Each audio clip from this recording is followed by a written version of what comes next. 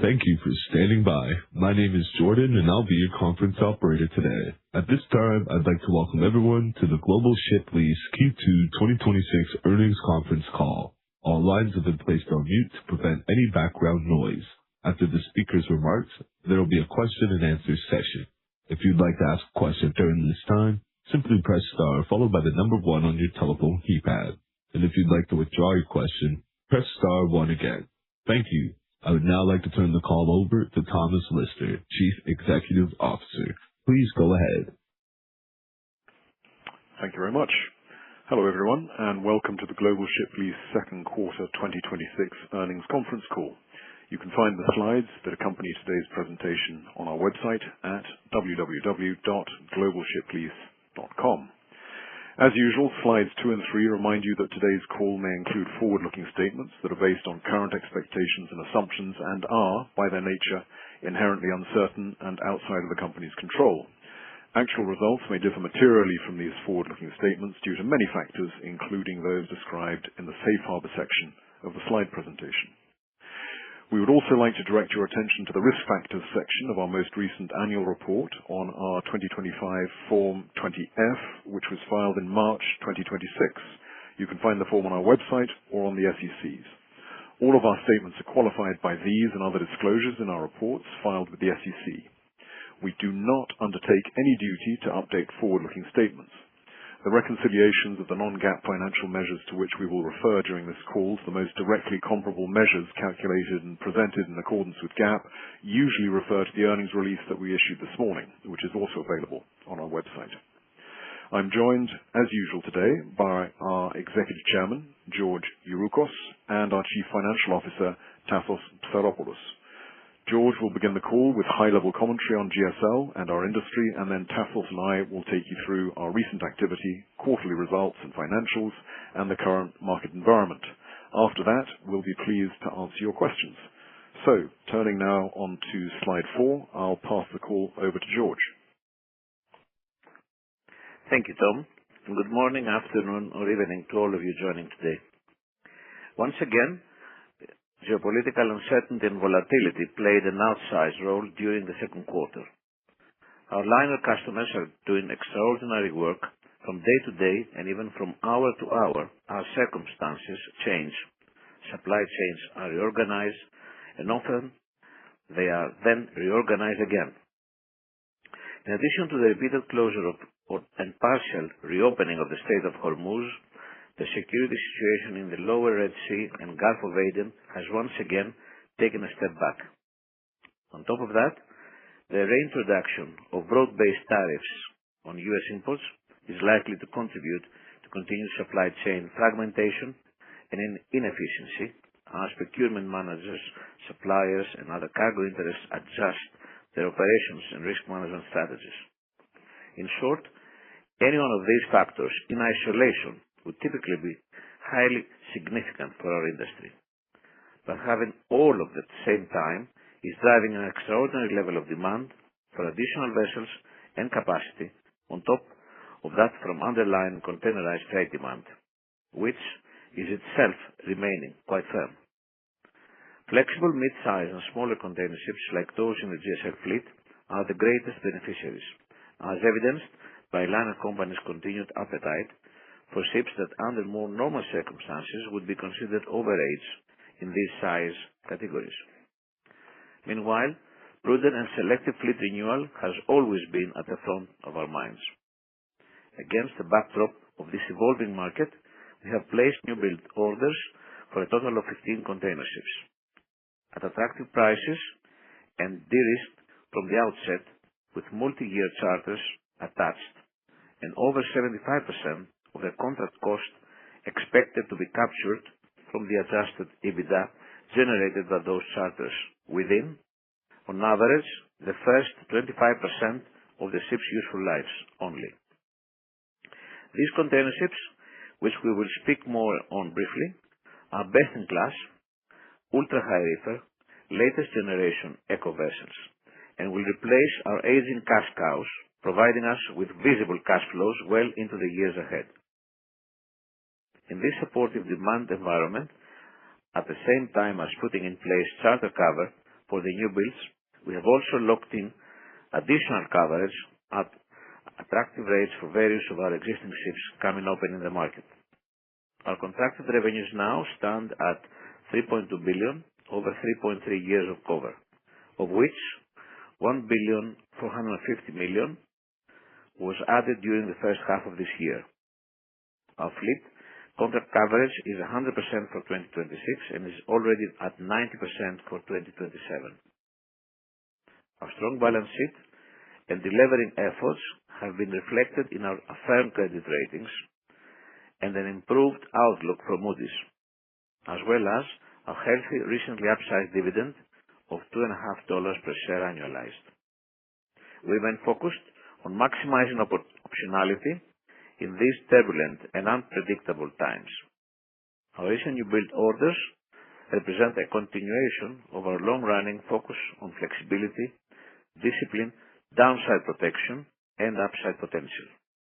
These principles guide our actions and have served us well, and we believe that our emphasis on maintaining optionality is an excellent fit for the container ship market of today and of tomorrow. With that, I will turn the call over to Tom. Thank you, George. Hello again, everyone. Please now turn to slide 5, where you will see in great detail our strategic fleet renewal, which consists of both investment in the next generation of cash cows for our fleet and the opportunistic monetization of older non-core assets.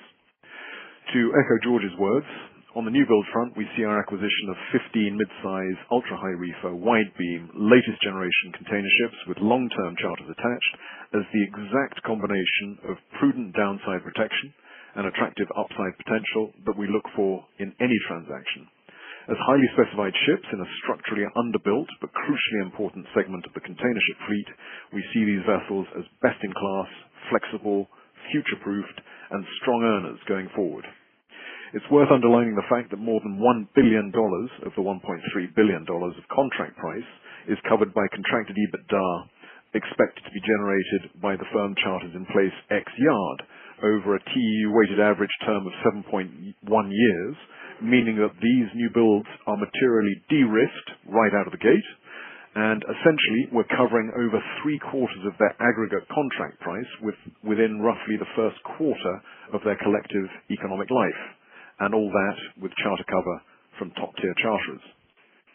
It's also worth highlighting that several of these new builds include options for the operator to extend the charters at rates more than 25% above those for the initial firm periods, suggesting that the end users share our conviction that these ships will continue to be in high demand, valuable, and with significant upside earnings potential well beyond their initial charters.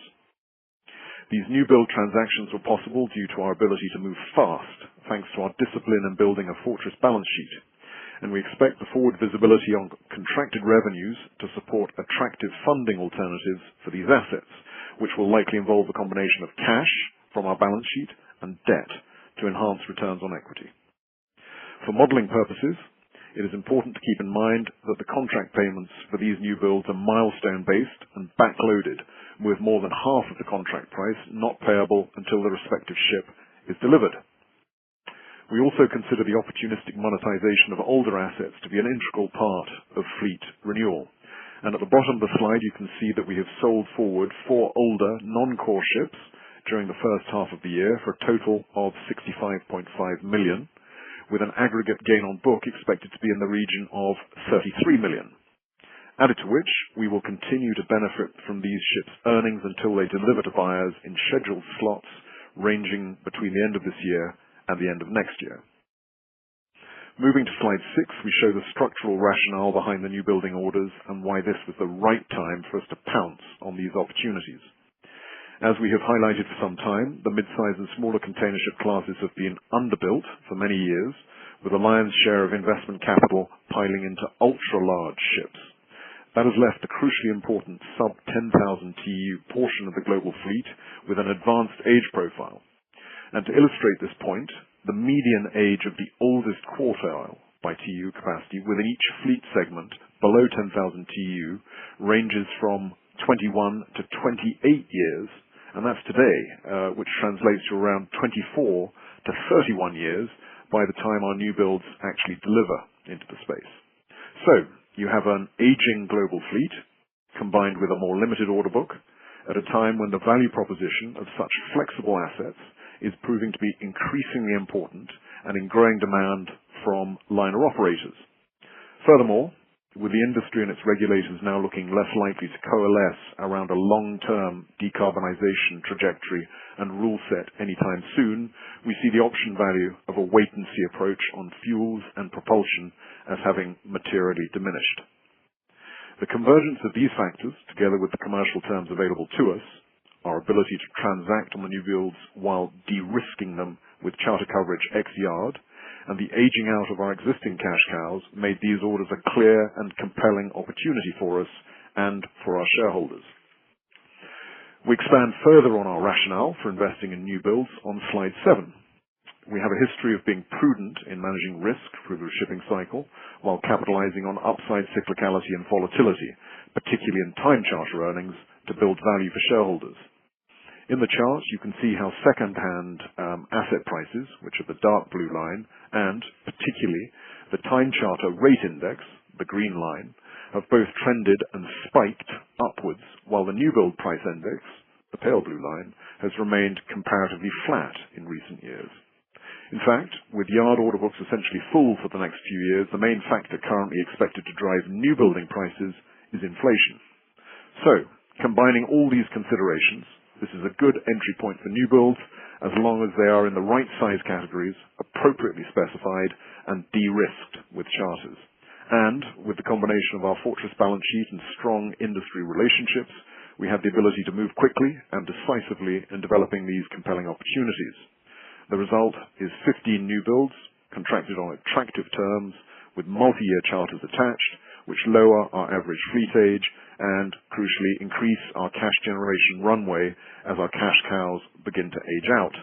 In other words, exactly the recipe for low risk and high upside potential that we like. On slide 8, you will see our diversified charter portfolio with the chart showing the breakdown of our charter revenues by charterer from our operating fleet for the first half of this year. As of June 30, and to be clear, these figures also include the firm charters from our 15 new builds, we have over $3.2 billion in forward contracted revenues, over a 3.3 year of average TEU-weighted contract cover. In 2026, our revenue days are 100% covered, with 90% coverage in 2027. Slide 9, we recap our dynamic capital allocation policy with which we have navigated both the cyclical nature of our industry and the flock of black swan events that have occurred in recent years. We have delevered to build resilience and create a fortress balance sheet, which in turn has allowed us to mitigate risk, build equity value, and position ourselves to seize opportunities as they arise. This is reflected in our improved credit outlook, our order book of 15 new buildings, and the continued return of capital to our shareholders via our annualized dividend of $2.50 per common share. With that, I'll pass the call to Tassos to discuss our financials. Thank you, Tom. Slide 10 shows our financial highlights for the first half of 2026. I would like to emphasize a few key takeaways. Our financial performance and cash flow have remained very strong. Our cash position at quarter end was $649 million, of which $140 million is restricted. The remainder ensures that we can fully cover our covenants, our working capital needs, and manage the potential financial implication of geopolitical disruptions and other macro events in an increasingly unpredictable world.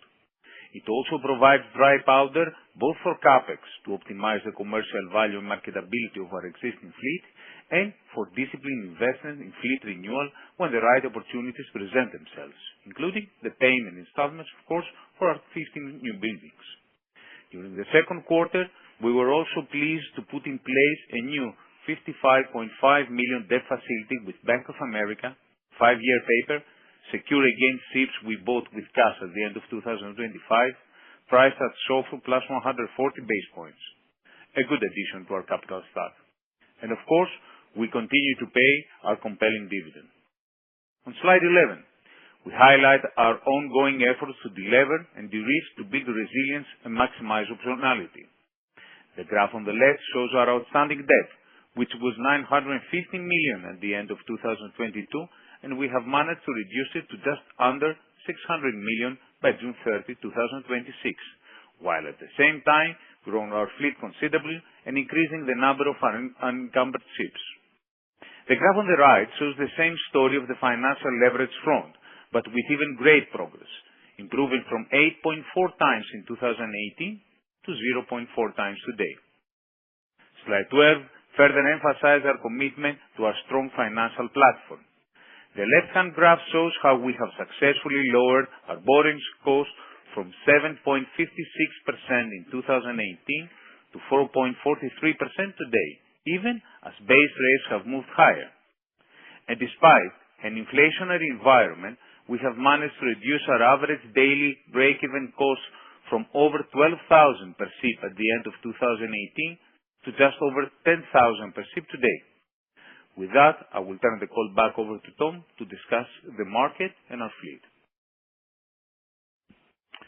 Thank you, Tassos. On slide 13, we reiterate our focus on mid-size and smaller container ships, with our fleet ranging from 2,200 TEU at the bottom end to a little over 11,000 TEU at the top. Vessels in this range are workhorses of the global fleet, predominantly serving the non-mainland trades that collectively comprise around 75% of total global containerized trade volumes. Very large ships are more or less restricted to the big east-west mainland trades, as they require specialized port infrastructure, deep water berths, and very long terminals to be operationally viable, and, equally importantly, huge volumes of cargo to be economically viable. Mid-sized and smaller container ships, on the other hand, like those in GL's fleet, trade on a truly global basis. And as geopolitical uncertainty has decentralized and fragmented the containerized supply chain beyond China and throughout Southeast Asia, our liner customers have placed a growing priority and value on the commercial and operational flexibility that such ships provide. On slide 14, we provide a snapshot of the choke points currently impacting containerized trade in the Middle East. While we cannot predict how these situations will develop, we can provide some context on how things are playing out for the industry in real time. Starting with the Red Sea and Suez, through which around 20% of global containerized trade volume is transited before the security situation was disrupted in 2023. Since then, vessels have been forced to reroute around the Cape of Good Hope. This longer, costlier journey has absorbed around 10% of effective container ship capacity, and after a brief period of cautious optimism, with some liner operators trialing a return to this transit with selected vessels, the security status has since deteriorated again. So, as with so many things at the moment, it's a watching brief. As for the Strait of Hormuz, the on-again, off-again situation there is both dangerous and unpredictable.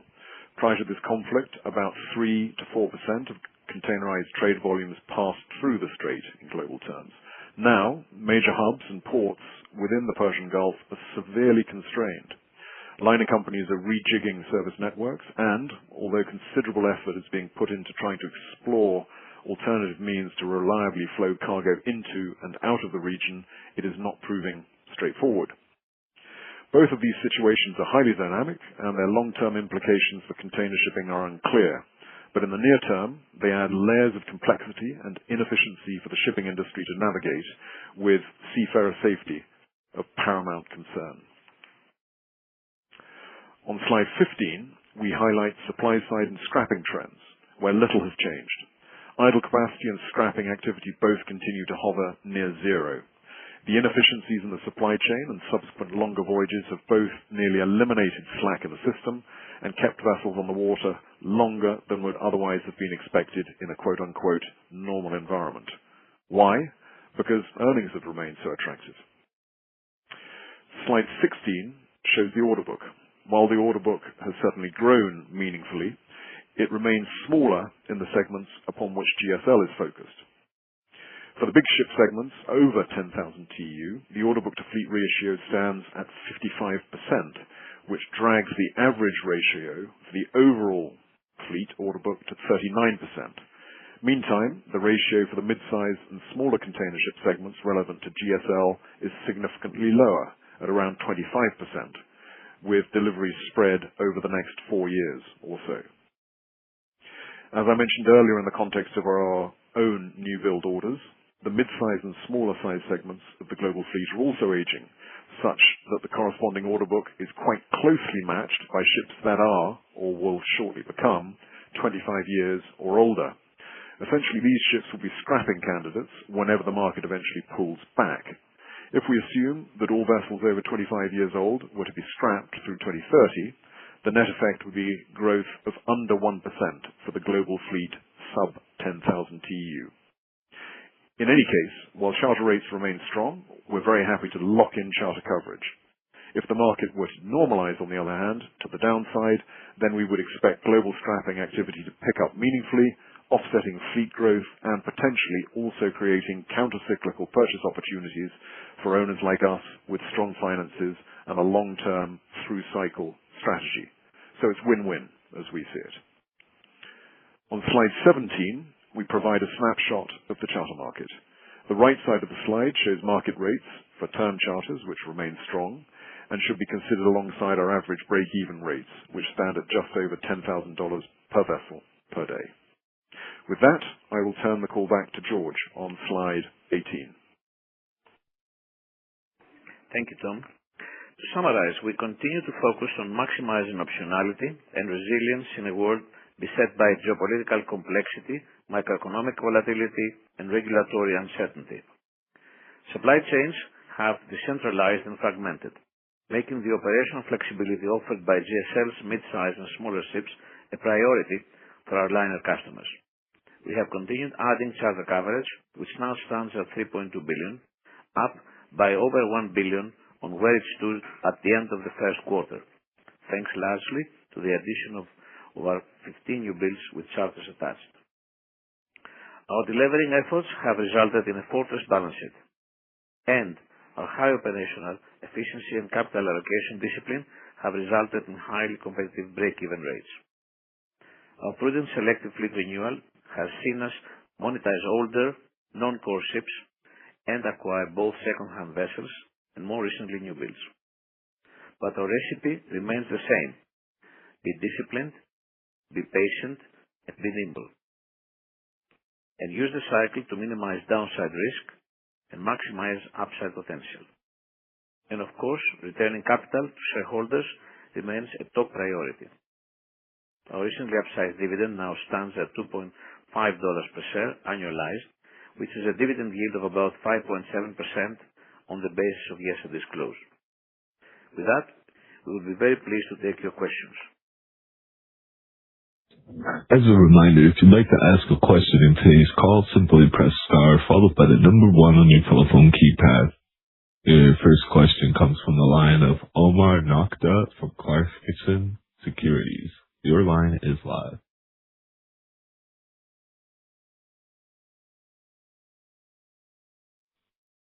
Omar Nokta, your line is now live. You may be muted. Hi.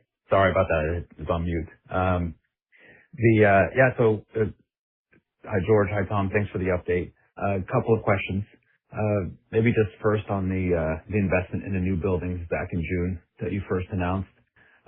You've got 15 of them. They come with a large backlog that, as you say, de-risks the investments in a very big way. As you highlight, it's interesting, 75% of the cost is earned back in the first 25% of their operable lives.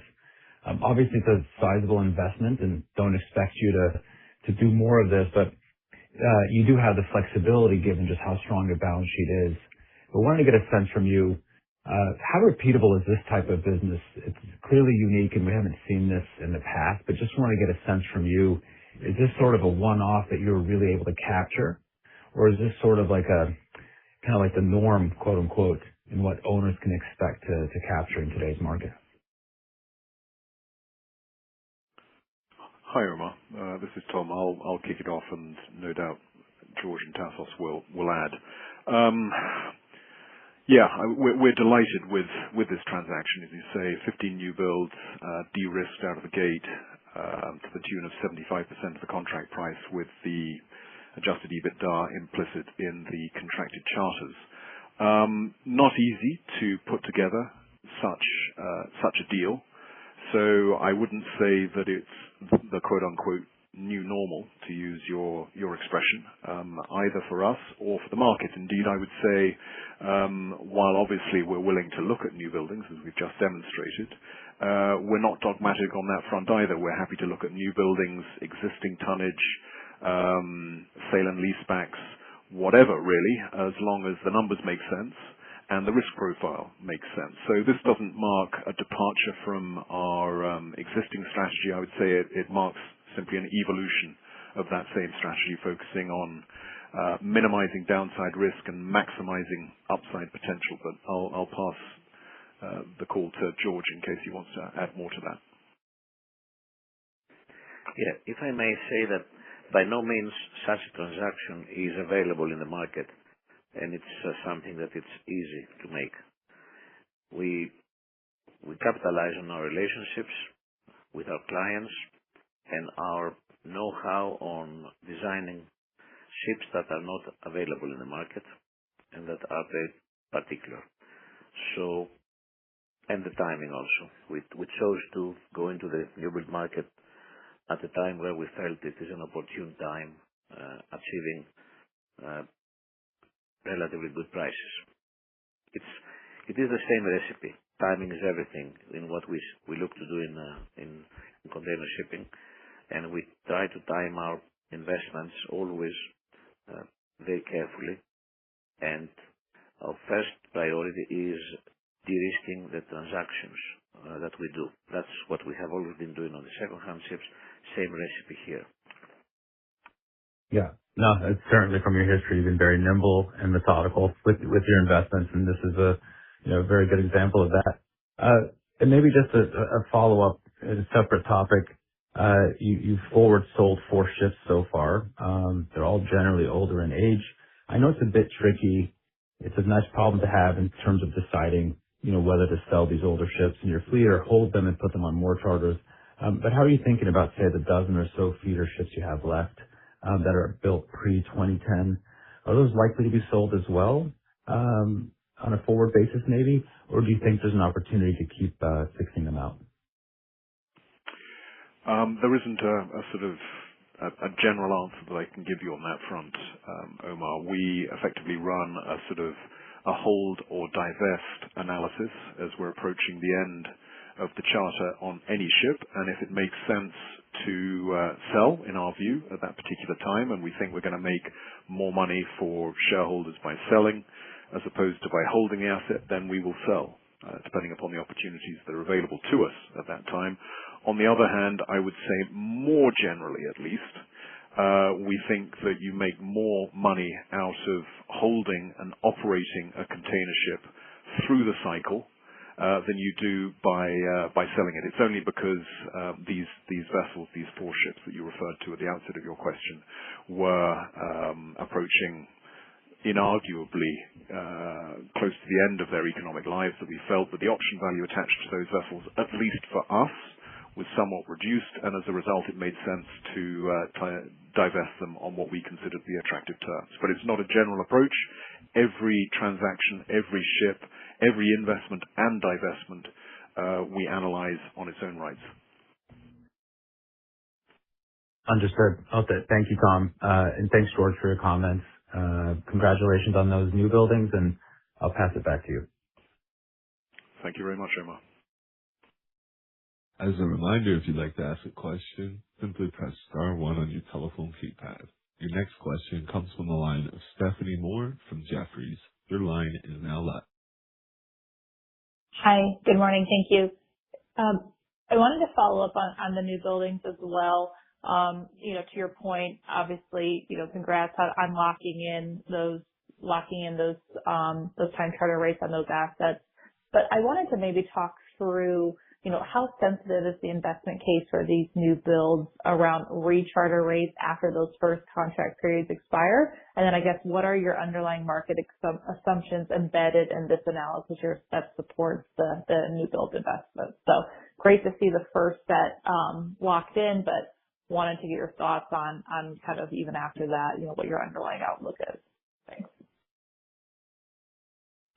Hi, Stephanie. Thanks for the question. This is Tom. So going back to a point George was making earlier, we focus on risk first, and that drives always our investment analysis. So we need to get ourselves comfortable that the downside risk is covered and that the upside potential is attractive before we move forward on anything of this nature. So I think it's significant to say that we're covering off 75% of the contract price of these assets within essentially the first 25% of their respective lives, which means in a cyclical industry such as ours, there is plenty of time to get it right on the upcycle, after they come off their initial charters. And I think while it's impossible to gaze into the future, if you look at various sort of historic rates within the sector, we're certainly assuming follow-on rates below those long-term historic averages in order to drive this as an attractive investment. And the rest is jam. And I think it's also worth pointing out that in the case, I think it's 5 of these new builds, the charterers negotiated charter extension options with us on those units. And for those charter extension options, the rates are over 25% higher than for the initial charters. So I think that suggests that the end users are aligned in thinking that these are likely to be in-demand, valuable, high-earning assets, not just for this initial period, but thereafter too. Oh, yep, absolutely. Maybe just to follow up, maybe any help you can provide in terms of just, I guess, cadence of cash flows for the new builds as well. And that's it for me. Thank you. You mean in terms of installment payments? Correct. Yes. Yeah. Okay. So we provide, I think, in the F pages, which you probably haven't had a chance to look at, some fairly granular detail on the stage payments as they materialize. But more broadly speaking, the payments tend to be backloaded, so between 50 and 60% of the contract amount is actually only payable upon delivery of the assets themselves. So you're looking at somewhere between 40 to 50%, which crystallizes as payment obligations in the lead up to the delivery of the assets, and those payments tend to be linked to certain milestones such as steel cutting, keel laying, that sort of thing. So the lion's share of the installments are backloaded. Stephanie, this is Tasos. Tomorrow probably it will be the filing with the 6K, and you will see there a breakdown of future commitments by year, if I remember correct. So we will have these details. Understood. Thank you. Thanks, Stephanie. That concludes our question and answer session. I'd like to turn the call back over to Thomas Lister for closing remarks. Well, thank you all for joining us, particularly in the middle of the holiday season, and we look forward to reconnecting with you for our third quarter results later in the year. Many thanks. This concludes today's meeting. You may now disconnect.